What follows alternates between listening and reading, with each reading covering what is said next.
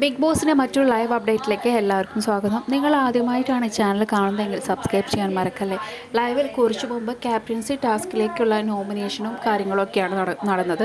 ഇന്ന് വൈകിട്ട് ballot vote വഴിയായിരിക്കും ക്യാപ്റ്റനെ സെലക്ട് ചെയ്യുന്നത്. ഏറ്റവും കൂടുതൽ അടി കിട്ടിയിരിക്കുന്നത് ജിൻഡോയ്ക്കാണ്. കാരണം ജിൻഡോയുടെ ഗ്രൂപ്പിലുള്ള 2 മത്സരാർത്ഥികളാണ് ക്യാപ്റ്റൻസിക്കായിട്ട് മത്സരിക്കുന്നത്. അതായത് നന്ദനയും അഭിഷേക് ജയദീപും.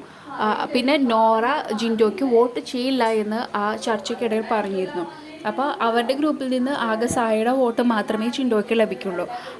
പിന്നെ മത്സരാർത്ഥികൾക്ക് ഉച്ച കഴിയണ വരെ സമയമുണ്ട് മറ്റു മത്സരാർത്ഥികളെ ചെന്ന് കൺവിൻസ് ചെയ്ത് തങ്ങൾക്ക് വോട്ട് ചെയ്യണം എന്ന് പറയാനായിട്ട്. ചിലപ്പോൾ ഇതിൽ പലർക്കും മനമാറ്റം വന്നേക്കാം. അങ്ങോട്ടും ഇങ്ങോട്ടും വോട്ട് മറിയാനുള്ള ചാൻസസ് വളരെയധികം കൂടുതലാണ്. പിന്നെ ഇവിടെ ഇപ്പോൾ നന്ദന തുറന്നു പറഞ്ഞിരിക്കുകയാണ് എന്തുകൊണ്ടാണ് ബിഗ് ബോസ് വീണ്ടും ഒരു അവസരം കൊടുത്തപ്പോൾ താൻ എണീറ്റ് നിന്നത് എന്നതിനെക്കുറിച്ചാണ് നന്ദന പറഞ്ഞിരിക്കുന്നത്. അത് ഇന്ന് രാവിലെ നടന്ന വിഷയത്തെക്കുറിച്ചാണ് നന്ദന അവിടെ പറയുന്നത്. തൻ്റെ കൈയുടെ മുകളിൽ അഭിഷേകിൻ്റെ കൈ വന്നു എന്നത് ജിൻഡോ ആവശ്യമില്ലാതെ അവിടേക്ക് വലിച്ചിഴച്ചു. അതുകൊണ്ട് തന്നെയാണ് ഞാൻ കാല് മാറിയത് എന്നാണ് നന്ദന പറയുന്നത്. അഭിഷേകും ആ കാരണം കൊണ്ടാകാം. പിന്നെ ചിലപ്പോൾ മുമ്പ് അഭിഷേക് പറഞ്ഞിരുന്നു തനിക്ക് എല്ലാ കാര്യത്തിലും മുന്നോട്ട് വരണം, അതായത് എല്ലാത്തിലും മുന്നിൽ നിൽക്കണം, അതുകൊണ്ടാണ് എനിക്ക് ക്യാപ്റ്റൻ ആവണമെന്ന് ആഗ്രഹമുണ്ട്, അതുകൊണ്ടാണ് ഞാൻ ഇറ്റ് നിന്നതെന്ന് അഭിഷേക് മുമ്പ് പറഞ്ഞിരുന്നു.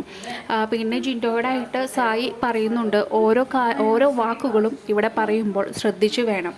ഇത് ബിഗ് ബോസ് ഹൗസാണ്, പല രീതിയിൽ അത് വ്യാഖ്യാനപ്പെട്ടേക്കാം എന്ന് സായിയോടെ പറയുന്നുണ്ട്.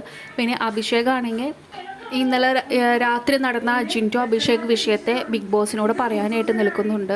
അങ്ങനെ ബിഗ് ബോസിൻ്റെ അടുത്ത് പറഞ്ഞതൊരു കംപ്ലൈൻ്റായി പോവുകയാണെങ്കിൽ എന്തായാലും ബിഗ് ബോസ് ജിൻഡോയ്ക്കെതിരെ എന്തെങ്കിലും നടപടികൾ എടുക്കാനായിട്ടുള്ള ചാൻസസും ഉണ്ട്.